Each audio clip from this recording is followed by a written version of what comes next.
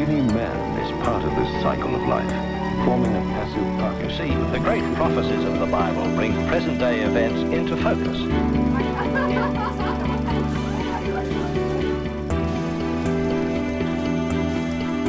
Operated by missionary pilots, this plane carries personnel and supplies.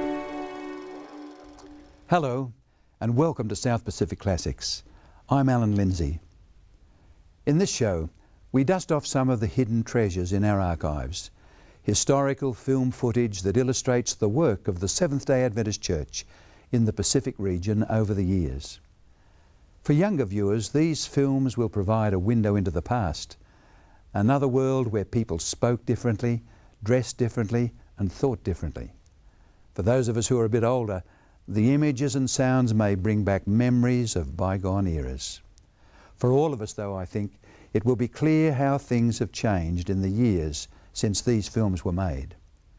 Some of the language used by the filmmakers may seem quaint and naive.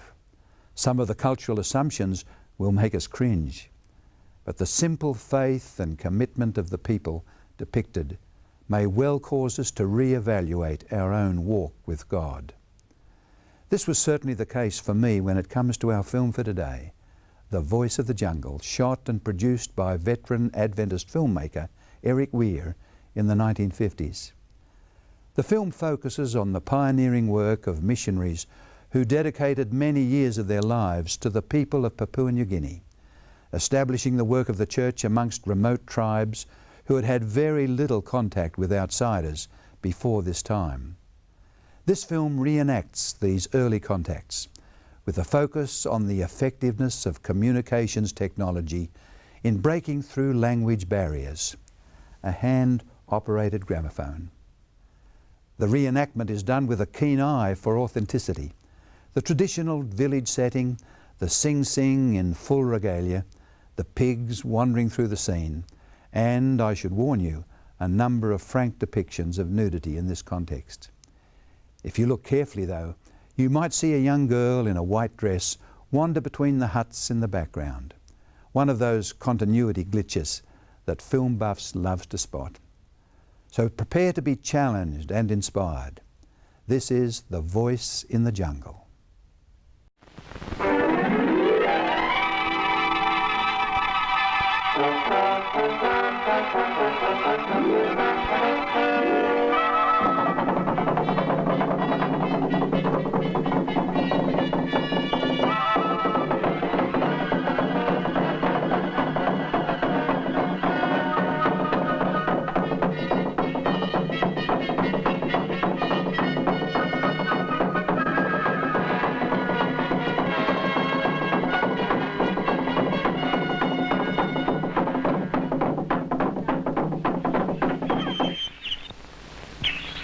This is New Guinea, the world's largest tropical island, half again as big as Texas, a land of towering mountains, flooding rivers, vast valleys, and primitive Stone Age people who live in steaming jungles and along the steep sides of ice-capped mountains rising 15,000 feet above the sea. New Guinea, beautiful, dangerous, remote, the land that time forgot. The airstrip at Goroka, largest town in the eastern highlands of the island. Aboard this plane are two adventurous yet dedicated young missionaries, John and Ruth Burton.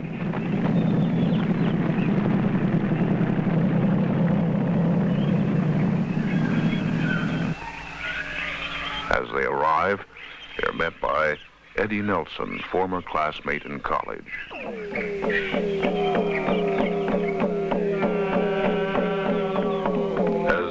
And I first stepped onto New Guinea soil, we suddenly felt very young and inexperienced. A new and strange world was all around us. But it was good to see smiling Eddie waiting at the airstrip. The Nelsons had been in New Guinea for more than a year and were practically veterans. I, John Burton, would-be missionary, would have a lot to learn. But Eddie would help soften the blow.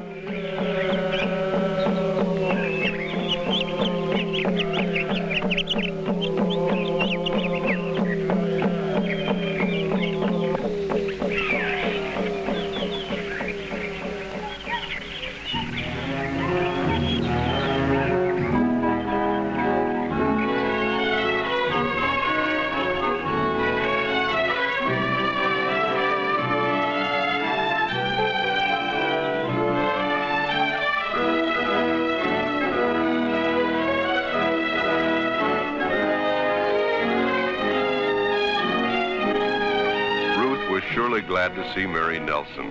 She didn't expect to see a home as beautiful as this here in New Guinea.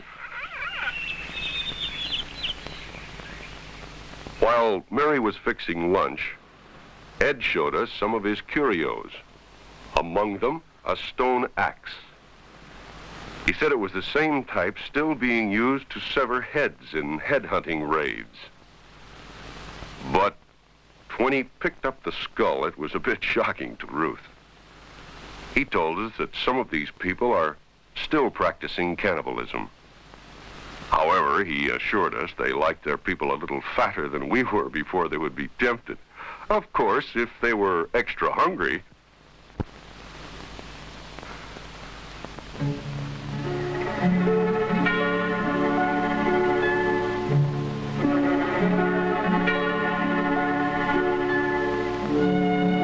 We sat down to a wonderful meal with thanksgiving to God for a safe journey and wonderful friends.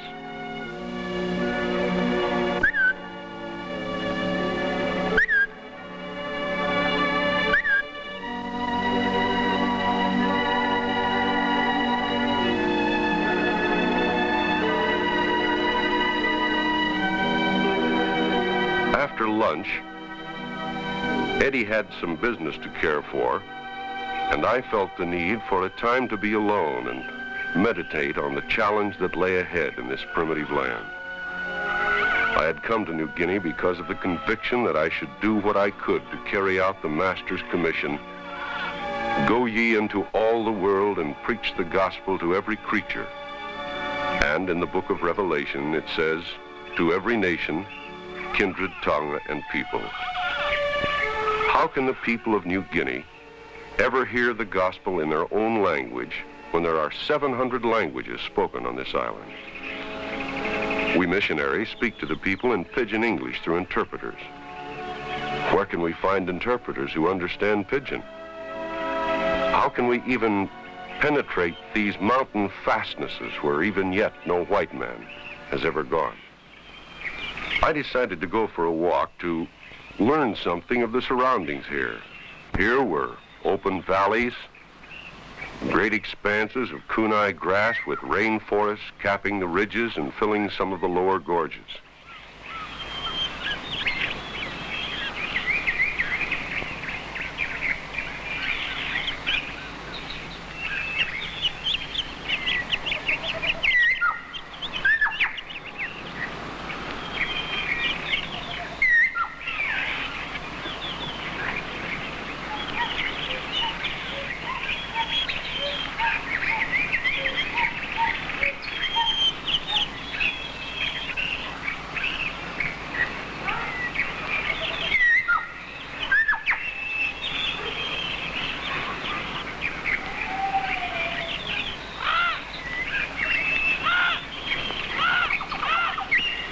A tree sloth.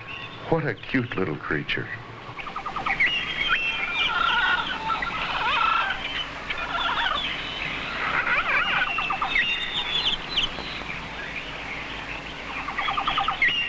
I found a native village in the jungle.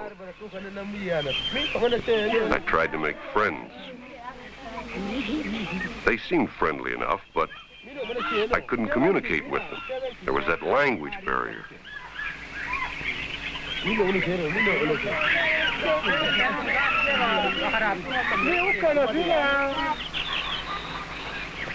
They seemed to understand my sign language that I wanted a picture of them eating their evening meal prepared over an open fire.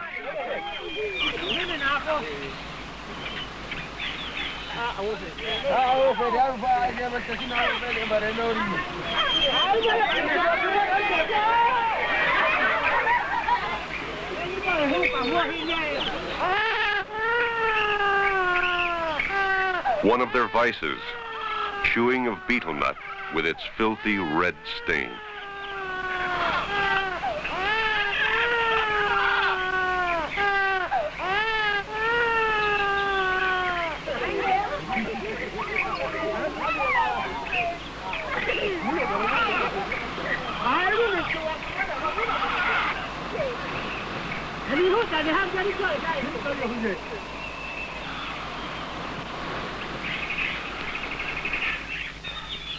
After supper that evening, I had a long talk with Ed Nelson.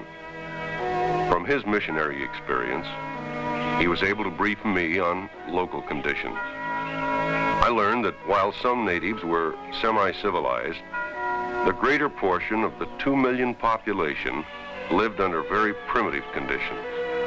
Many had yet to see their first white man. Many still were eating their own dead, with the belief that qualities of the deceased could be passed along through the eating of their flesh. Anthropologists placed the number of languages between 500 and 1,000.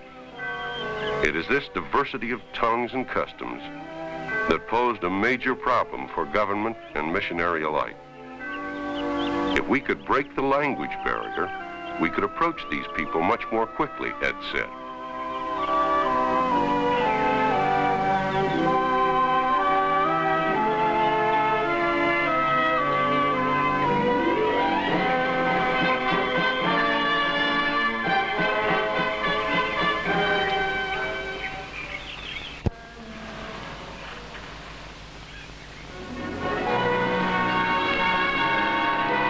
Next morning, Ruth and I were ready to start our journey to Cannibalism, where we were to be stationed. I made arrangements with Ed to take over his Land Rover as he was getting a new one. We were thankful to Mary for fixing up this fine basket of food for our lunch. There would be no restaurants along the road.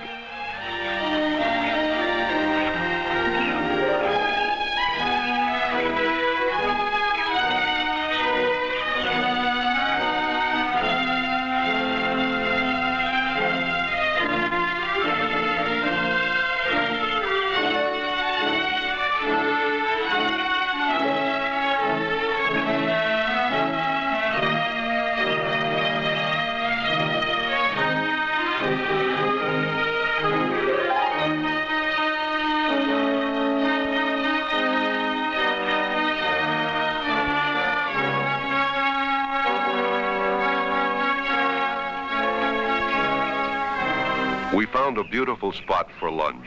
This was high altitude country and very pleasant. However, Ruth began to realize that a city girl would have to change her ideas on the proper clothes to wear in the jungles. A turned ankle on the rocky slope impressed her that white high-heeled shoes were not the best. Soon, a few natives gathered to watch us eat. They were as curious as children, but they seemed to like our food.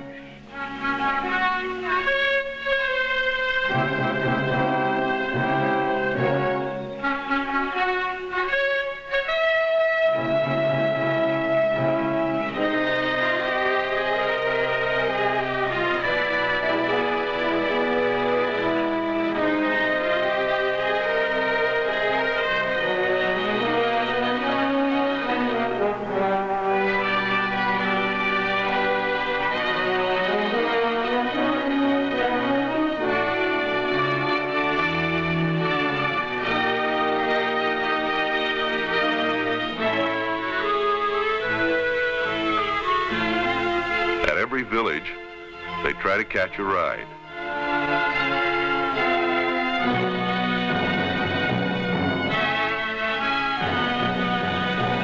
Two of them made it.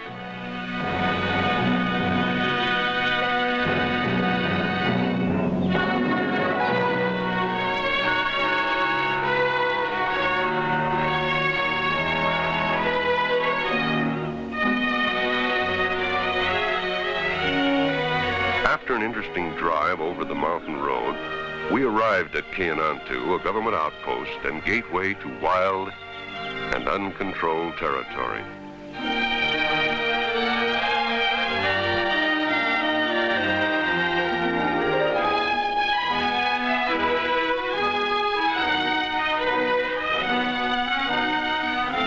The district officer welcomed us and directed us to a small cottage where we could live.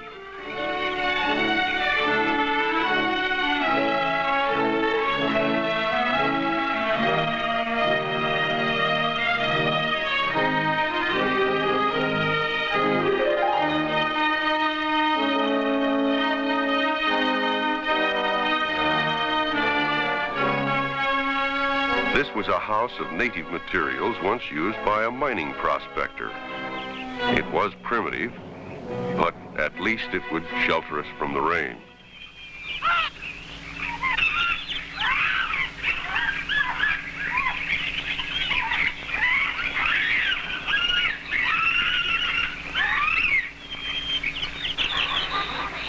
Must we live in this kind of a house? Ruth asked. Inside it may be better, I told her. It wasn't. This is terrible. Dirty. Flies. So this is mission living. Flies have dirty feet, so someone else noticed this fact. How can anyone be expected to live in this house, said Ruth. She was almost in tears. Never mind, Ruth. I'll clean it up. This was the condition of our world when our Lord came to this earth, to clean it up. He, too, as a missionary, had to live in vile surroundings.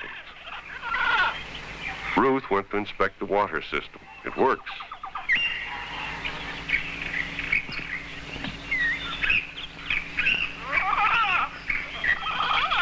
We heard some peculiar sounds over the hill. We climbed up where we could see what it was, and what a sight. I don't know whether or not they were celebrating our arrival, but we can take it that way.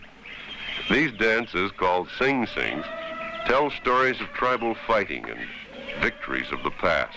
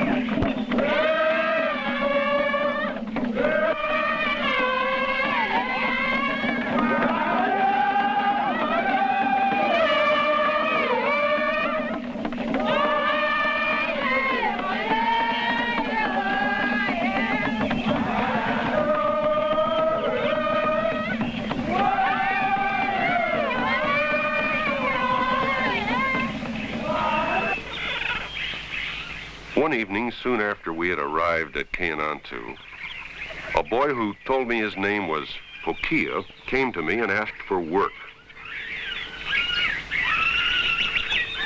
He came from a distant tribe, but had been around civilized parts for some years and spoke Pidgin quite well.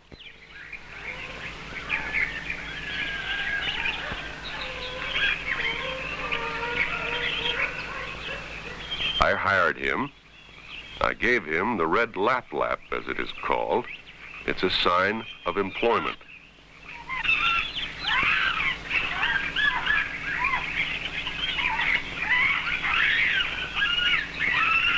Next morning, I quizzed Pokia about his tribe. He said they were the 4A people, a wild tribe of headhunters and cannibals. I determined to seek permission from the government officer to visit this tribe. But I was doomed to disappointment.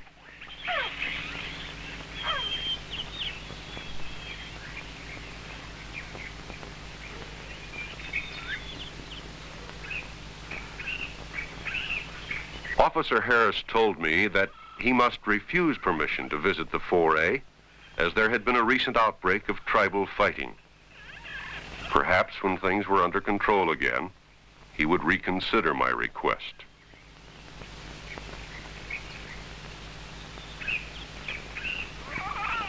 While waiting, I got to know the local people. I was able to hold services for the semi-civilized people who lived around the government compound. They all spoke Pidgin, and I was able to learn this go-between language. We found the children always interesting, and Ruth had no trouble getting listeners to her Bible stories. I taught the children to sing and recorded some of their music.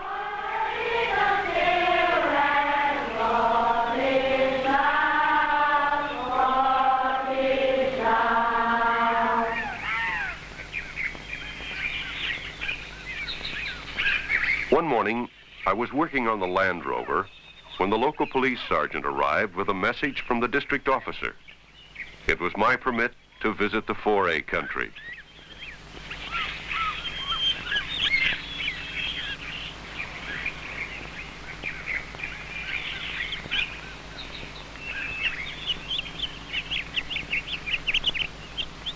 I called Pokia and told him the good news, but he didn't seem so excited.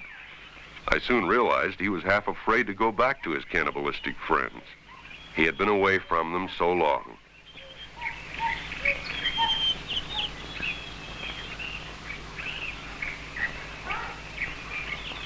We lost no time in getting on our way. We soon struck bad weather and mud.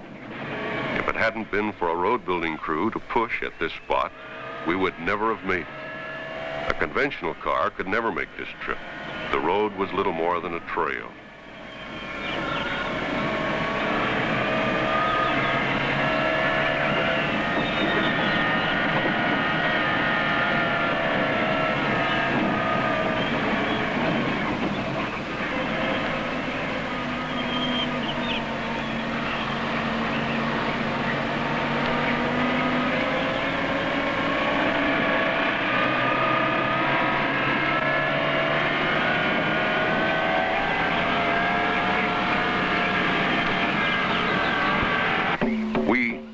To inspect a taboo sign as we neared 4A country. Visitors were evidently not welcome around these parts. I wondered what kind of a reception we'd get.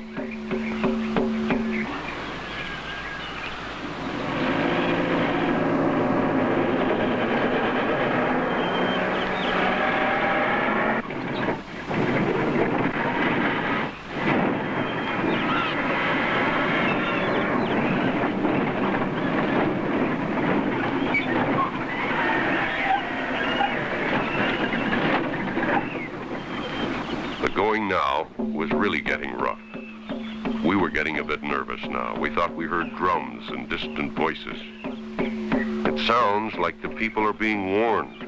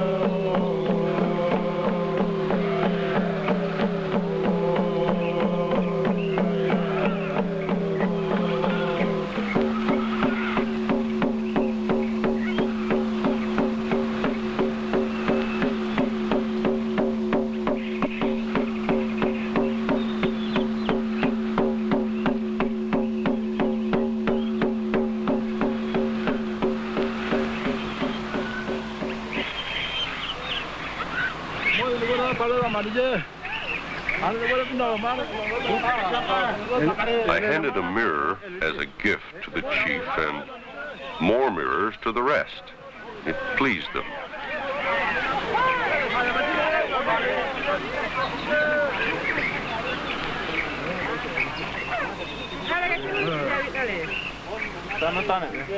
We approached a group of women and children and passed out boxes of matches to them. They all relaxed as they realized our peaceful intention.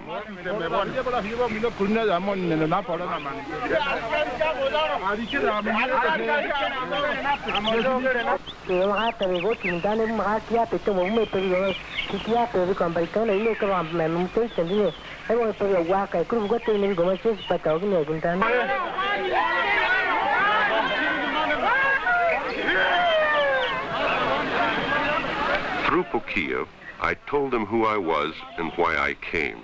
But I noticed that Pokia was not really comfortable among these people. He seemed rusty in his own language, and no one welcomed him. He was a stranger among his own people.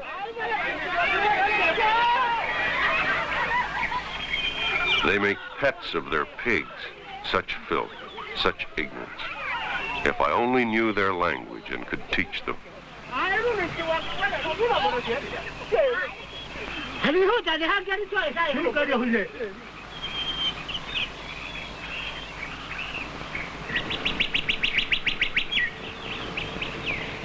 I slept in the Land Rover that night. The villagers awakened early for their breakfast cooked over open fires. Nanako, their chief, didn't intend me to sleep in. Quite a friendly fellow behind his war regalia.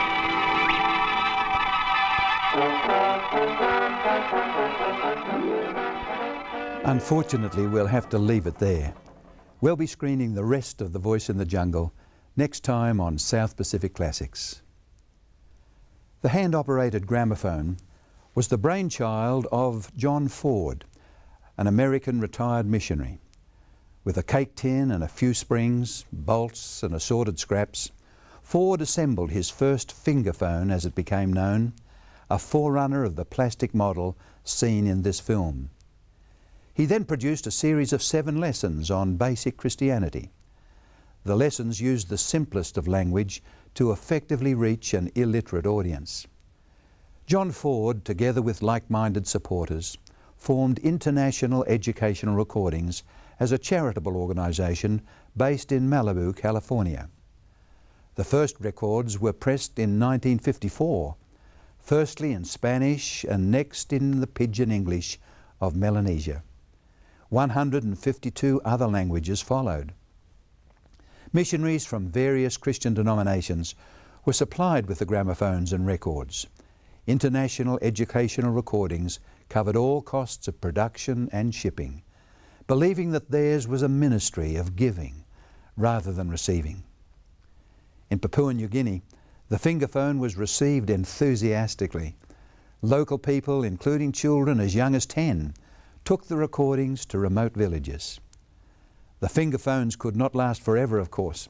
The needle needed replacement after 5 or 6 uses. In an emergency, a lemon thorn or sharpened piece of bamboo could be used instead. Don't forget to tune in to South Pacific Classics next time for the conclusion of Voice in the Jungle. I'm Alan Lindsay. See you then.